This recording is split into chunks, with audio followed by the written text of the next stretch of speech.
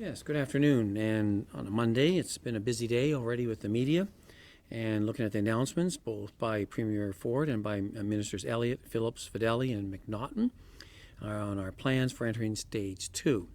As you'll hear from Dr. Yaffe in a moment, some of our numbers are encouraging in regards to the progress with continuing to flatten the curve and deal with our changes here in Ontario. Also, that you will notice, and Dr. Elliott had noted, that regions of Ontario are or have experienced COVID-19 differently, and we're seeing that more in some of the recent numbers that you'll hear about, where some areas have, I said last week, have not seen any cases for a week or so, and others have experienced continual numbers accruing in that regard. But overall, a number of them are decreasing as we speak, and we'll hear the details of that shortly. So it shows that we have some trends that are encouraging. For this reason, we're going to ask for a regional approach for stage 2. And you've heard all the details in the document released by the Premier around stage 2 and its implementation, and all the work undertaken by the Jobs and Recovery Committee of Cabinet with information and advice from our Public Health Measures table on what I talk about the how to do it, the what, and the list is that formulated by the committee, and how can we do that by keeping our public health measures intact that we talked about before, looking at our 6-foot distancing, our facial coverings in public spaces, and staying home if you're ill or if you don't need to go out, and to monitor that at this time. And there's other consideration we want to look at. So when we looked at how we're going to do regionalization, we've been observing a number of metrics around the province and seeing how some of the different areas of the province have been moving at different phases in their epidemic curve, if you may. We've also received information on the effective reproduction number. And I mentioned last week how that can be a bit variable, especially in smaller areas where small changes can change, and it has a wide area of significance that you can confidence levels to work with. We looked at the health system capacity in different areas, public health system capacity, and geographic location. Based on these criteria, the majority of the province has able to enter stage 2, with 24 of our 34 health units being able to move to that level.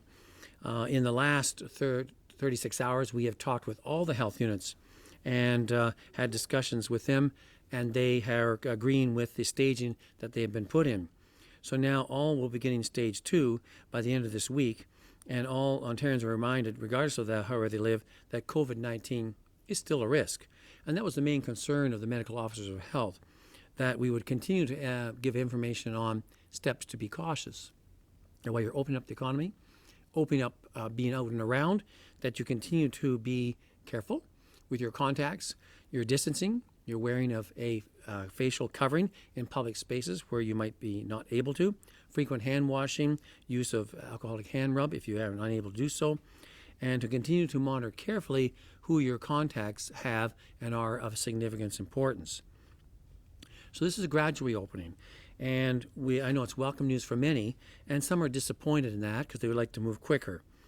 But we have found that in other jurisdictions, we move steadily forward. We do not, or hope not, have to backtrack in that regard.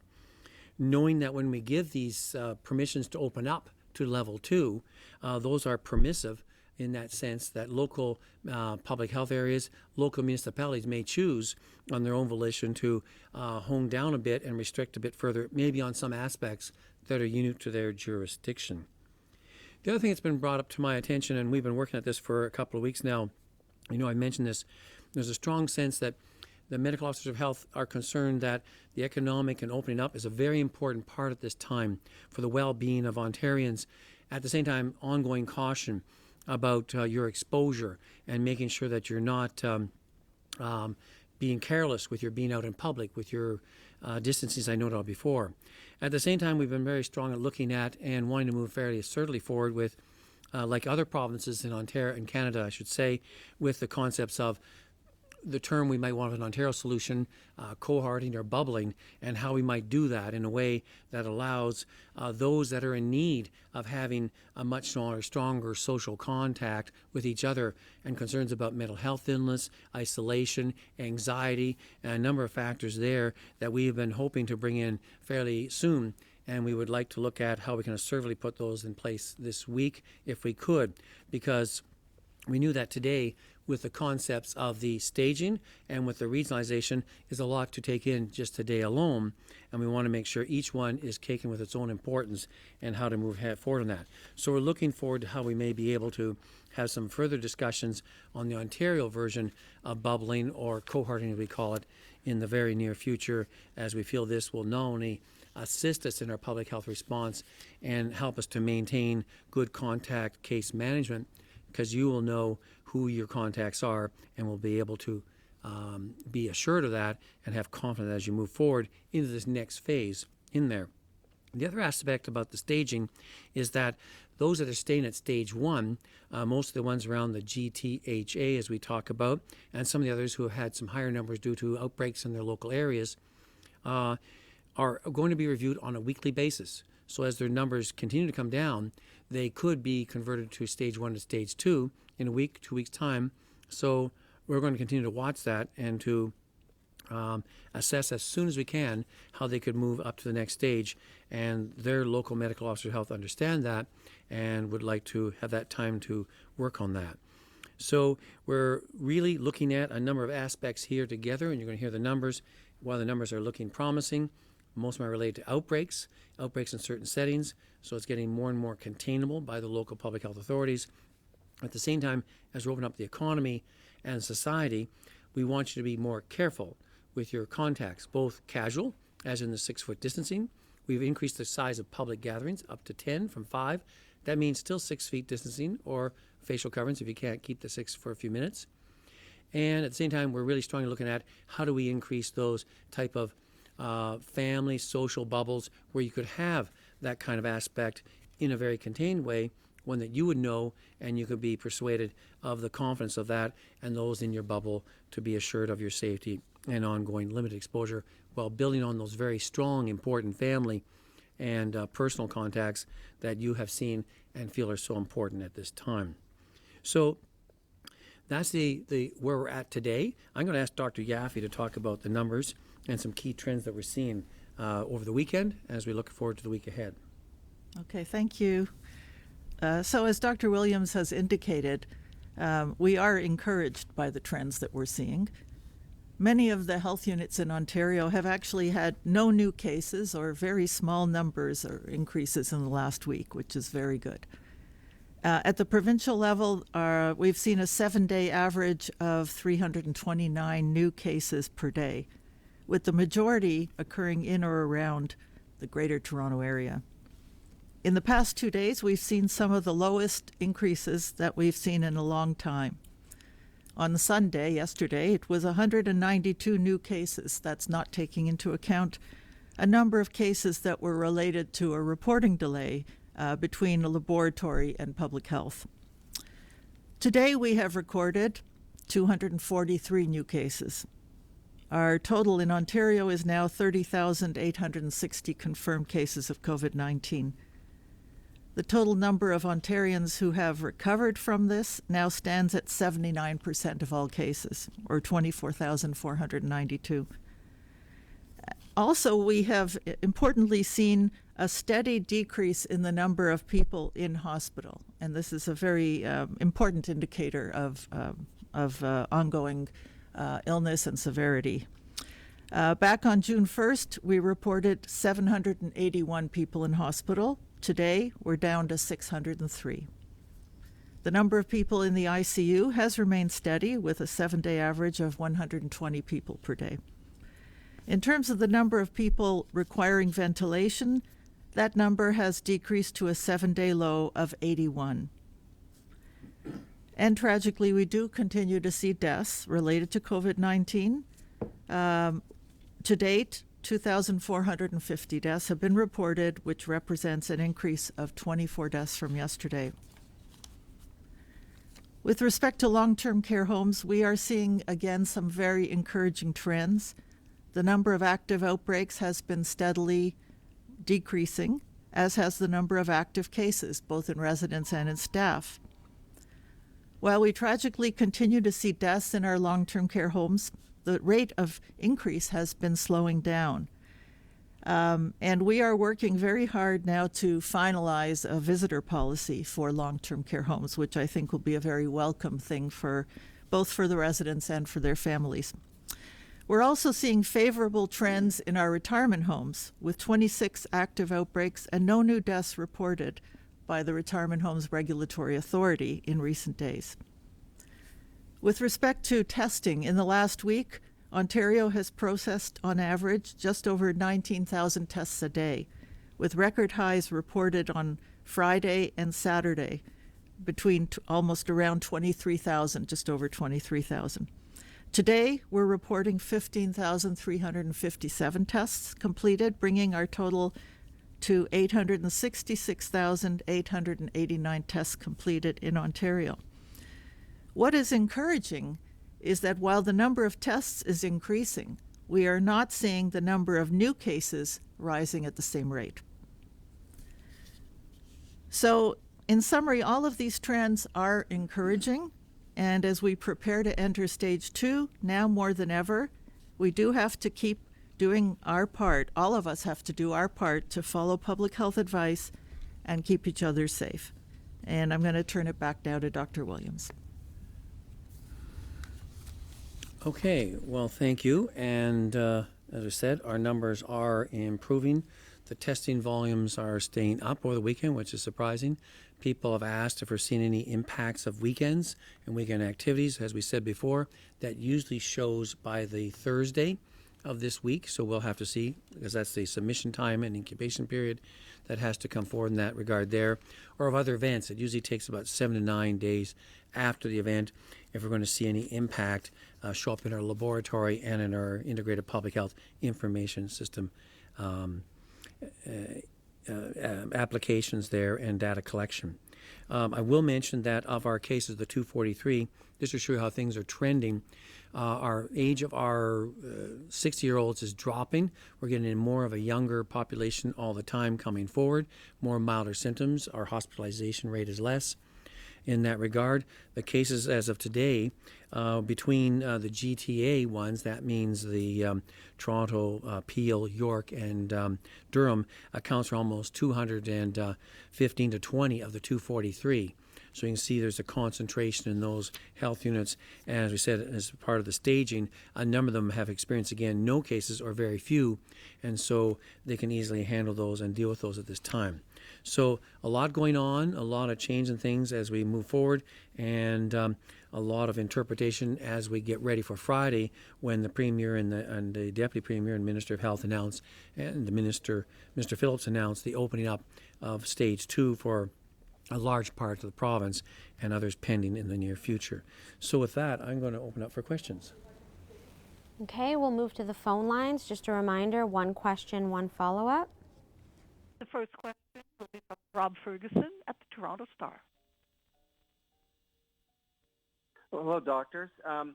Recognizing that the numbers are down, I was doing some calculations today, and still seems like a lot of healthcare workers are testing positive with COVID-19. Since last Monday, there's been another 369. That works out to about 53 healthcare workers a day. Do you have any underlying detail on those numbers? And if not, what do you think is going on in healthcare? Why is it still so high? Well, that's a really good question. We've asked our experts to do some taking of the numbers from the outset and to break that down into a number of areas. One is what kind of institution? Is it an acute care hospital? Is it a community hospital, teaching hospital? Is it a long-term care facility? Is it a retirement home, or in a home care setting or a congregate setting where it may have healthcare staff there as well? So we want to see that breakdown. My understanding is a large proportion has been staff allocated to long-term care facilities. Then you want to look at what type of staffing. Is it nursing staffing? Is it other services provided, food services, staff cleaning, etc.? All those are critical jobs and in contact with patients in that regard. So you need that breakdown as well, and to see what's going on. And how does that intertwine with the provision of PPE and its usage in that, and education, knowledge, and training. So I know I've asked for those numbers to be dissected out to understand better. As I said, it seems like the majority of them thus far on quick look have been from the long-term care sector, which is not totally surprising looking at all the outbreaks with over 300 that we have occurred. have incurred, and at this time, a large number have resolved, and we see the number of staff numbers, new cases dropping off considerably, and the number of staff who have resolved and returning there. But we've also, unfortunately, still had a number of deaths in the healthcare workers in the long-term care setting. So much to be learned, much to be studied, and looking for experts to look at that and review that and to see what we can understand better about a systematic approach to this issue. Follow-up? If indeed it's nursing homes, does that sound to you like there's not enough infection control? There's not enough PPE? What does that tell you if all these, the majority of the new healthcare workers getting sick are in nursing homes? What's still, like, obviously things still need to be done. Right. Maybe Dr. Yaffe can answer that, and talking about where infections came from, as Right. in from. They tend to, the infections tend to come, the staff bring them in from the community, actually. It tends to be the way it is. And there's been a huge amount of work in long-term care around infection prevention and control, training how to don and doff proper PPE supplies. There's been issues, of course, around inadequate staffing, and those are being addressed. Not to say everything is perfect, but it's improved a lot. There are less outbreaks. Everybody's been tested at least once, and we've made even one case as an outbreak or to be considered an outbreak, and the work is done. I think, as Dr. Williams said, we need to look into those figures a bit more. I'm wondering, generally speaking, around 15 to 17% of our cases have been in healthcare workers. I don't know that the overall percentage has changed. And it might be, I don't know, it might be that some of those are the hundreds of cases that had been delayed in reporting by the lab to the public health, and that might explain a sudden increase. So we need to look at those numbers and get a better breakdown, of where it is and who's involved. But at this point, I would say long-term care facilities are very attuned to infection prevention and control, and continue to improve in that realm. Next question. Randy Raff at CHCH TV. Please go ahead. Hi. I'm wondering if there's been any cases that can be linked to the Trinity Bellwoods gathering that was 16 days ago. So that's what I was hinting at in my earlier comments. If you look at that weekend, we would see generally later this week on the Thursday or Friday, allowing the submission time, people to incubate and become symptomatic or concerned enough to go and get tested. Some may have got tested ahead of time, knowing if you get tested sometimes too quickly. It seems like the optimal time is like 24 or 48 hours after exposure. If you go too soon, you'll probably end up with a negative, and you may actually convert to positive later. So we'll have to see what happens later this week, and we'd have to take that in the context, probably mostly a Toronto public health issue, although some could have come from outside. But we'll have to see how we observe that. And as in the past, we've seen blips every Thursday related to some of our long weekends as the weather has improved, and our data tells that more and more people are getting more and more mobile and out of the home, especially on those warmer long weekends. So I would have to say we'd have to stay tuned and see what happens later this week. Follow up? And also, is it safe to say that Toronto will likely be the last area in the province to enter phase 2? That's a good question. I think, because Toronto, because of its size, if you take the number of cases, like on the weekend when we had the reconciliation with some of the missing data, their number dropped below 100 for the first time in a long period. You put that over their population, it puts them sometimes at a lower rate than some of the ones that went to stage 1, stage 2 already. It's a matter of metrics and size, and also discussions with the medical officer of health, Dr. Eileen Davila, of how they feel comfortable with their case contact management.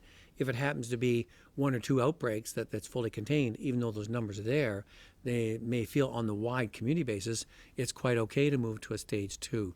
So it's not as clear as just one number or another number, because you have to take it in the context of the size when you're dealing with 3.5 million versus another area outside that has, say, 50, 60,000 or 250,000. It's quite different metrics and numbers there. So I wouldn't preclude they would be the last. I think they would want to be cautious. At the same time, even if we did let them go to stage 2, the medical officer of health or the mayor may decide we want to limit some activities to some extent in that, which is totally within their prerogative to do under the direction of what the Premier and the Minister and the Minister of Health and Minister of Finance announced today. Next question. From Alison Jones at the Canadian Press. Please go ahead. Hi, doctors. I'm just hoping you can expand a little bit on what you were saying earlier about the concept of family bubbling. There's a lot of things that are contained in stage 2, but of course not family bubbling yet. So I'm just hoping you can explain to people why, we'll be able, people in those regions could go get a haircut, get their nails done, get a tattoo, but not, go hug their sister. Yes, and that's been our discussion with within. We've had this for a week or so.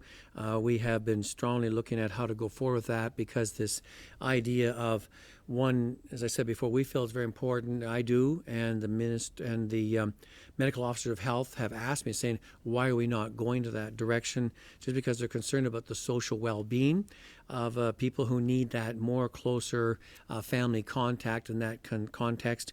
So we're hoping to bring some information forward, hopefully even this week. But as you can guess, it takes a good amount of communication to get that clear out to the public. What do we mean in Ontario, and what's the Ontario version of bubbling versus others, and how would we do that in the context of, at the same time, launching a stage 2 with some stage 1, and at the same time with regionalization where some are at it and some are not at it. So these are all things that are mixed in, and one of our challenges in that is we don't want to confuse the public. Even if we go from social gatherings of 5 to 10, that still means the 10 are maintaining the 6-foot difference and the facial covering if and when they're in that type of setting. And we're doing some other ones in that regard. So we want to use this concept of social bubbling as a continual incremental growth process over the next number of steps, and we want to make sure we do it and we do it right.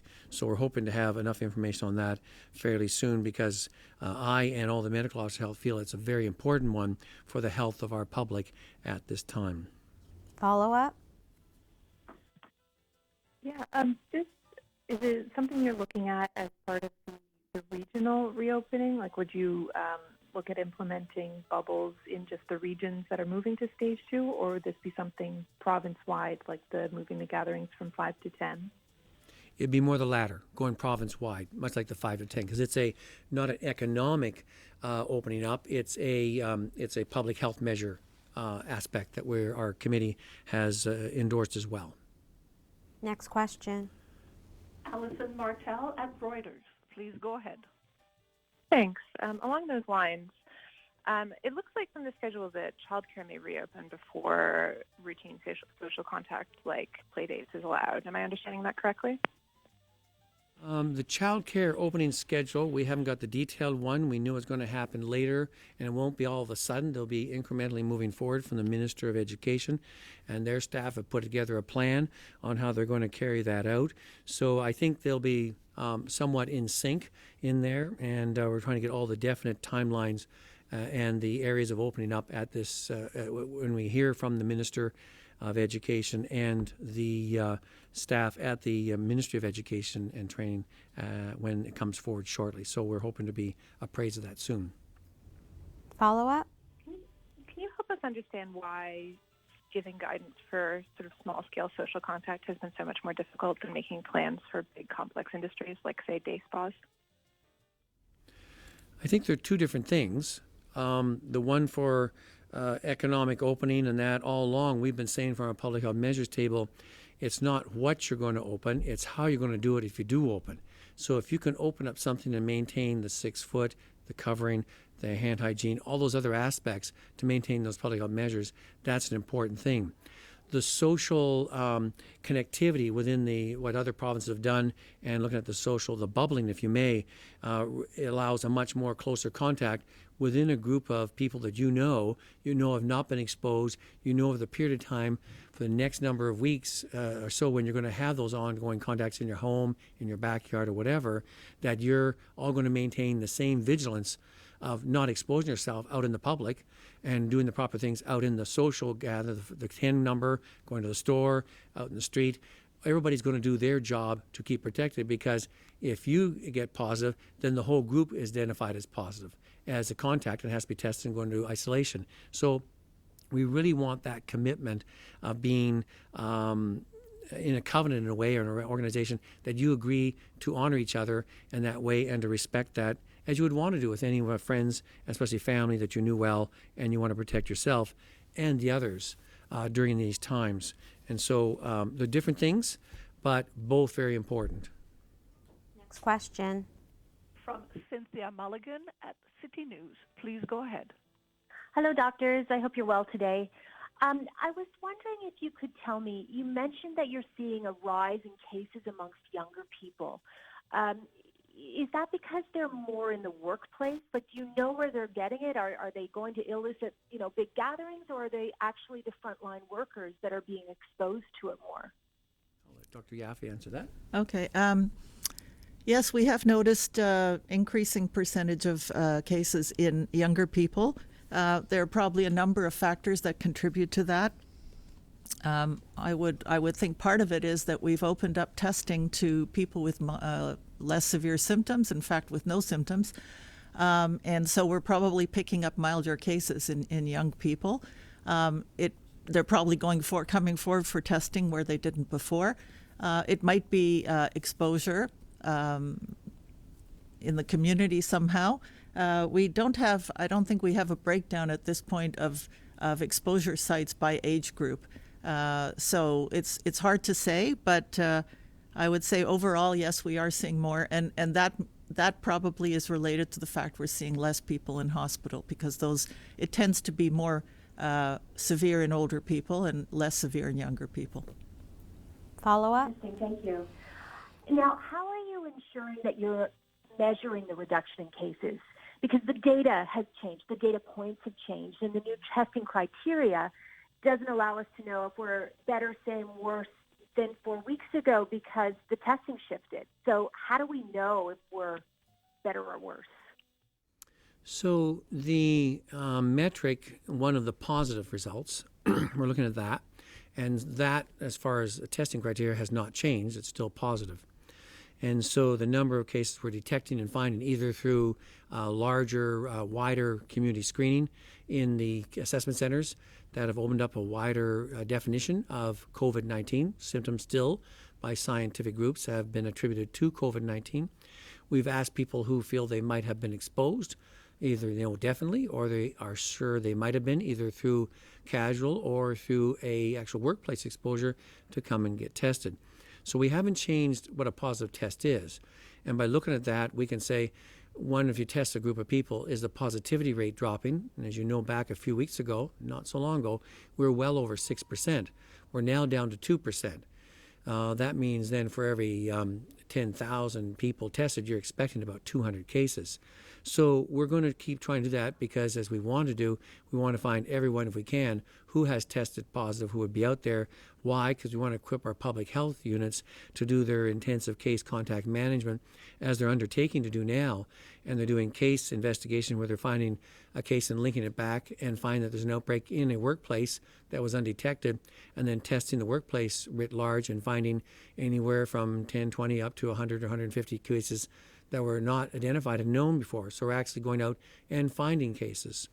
So in a sense, we wanted, as I said all along, once we got below that 200 mark that I talked about before, health units are now coming to a situation of saying, we can follow these cases, we can do the containment, and we can do the investigation upstream to find their source of contact, and investigate further, and do even more limitation of source of infection, not just the person infected and the contacts they've had in that regard. So in that sense, we're moving back into a containment phase, which is critically important as we open up the economy and open up the community As I said before, we want to be back at that stage where we can contain our cases in outbreak modality and make sure all are epi-linked as we're driving towards that number at this time. Okay, we're going to move to the last question. From Christina Tanelia at CP24. Please go ahead. Hi there, Dr. Williams and Dr. Yaffe. Dr. Yaffe, you said at the beginning of the news conference, the province is working to finalize visitor policy for families who have not seen their loved ones in long-term care homes in 2.5 months now. I'm wondering if that policy is applicable to homes where there is no longer an outbreak, or does it include homes where there's still an outbreak? And how soon will you have an answer as to when families can visit their loved ones?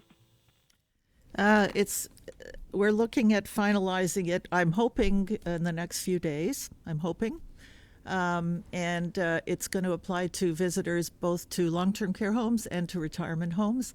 And there will obviously be specific conditions around that in terms of the homes and also in terms of the visitors. Okay, follow up, and this is the last question.